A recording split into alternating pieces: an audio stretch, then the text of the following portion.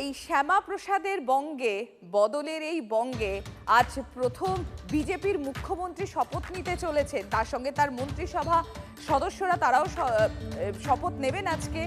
সব মিলিয়ে এই মুহূর্তে ব্রিগেডের কি ছবি দেখতে পাচ্ছে শর্মিষ্ঠা? সম্প্রতি আজকে বাংলার মানুষ অনেক কিছু প্রথমবার দেখবে। যেমন এক হচ্ছে ব্রিগেডে কোনো মুখ্যমন্ত্রী বা তার মন্ত্রিসভা শপথ নিতে চলেছে। দুই, বিজেপি ক্ষমতায় এসেছে প্রথমবার বাংলায়। বিজেপি ক্ষমতায় আসার পর বিজেপির প্রথম মুখ্যমন্ত্রী শপথ নিতে চলেছে এই ব্রিগেড থেকে। আর তৃতীয় হচ্ছে যে রবীন্দ্র জয়ন্তীতে বাংলার সংস্কৃতি বাংলার আবেগকে ধরে একেবারে বাংলার ক্ষমতায় আসা। আমরা মূল মঞ্চের ঠিক সামনে রয়েছে, মূল মঞ্চের প্রস্তুতি চলছে এবং মূল মঞ্চে যদি তুমি পিছনে ব্যাকগ্রাউন্ডে কোলাজ দেখো, সেখানে কালী মন্দির রয়েছে, সেখানে দুর্গা ঠাকুর রয়েছে, সেখানে আমাদের ধুনুচি নাচ যেটা বাংলার সংস্কৃতির সঙ্গে ওতপ্রোতভাবে জড়িয়ে, সেই সংস্কৃতির ছোঁয়াও রয়েছে। আর অন্যদিকে রবীন্দ্রনাথের ছবি রয়েছে।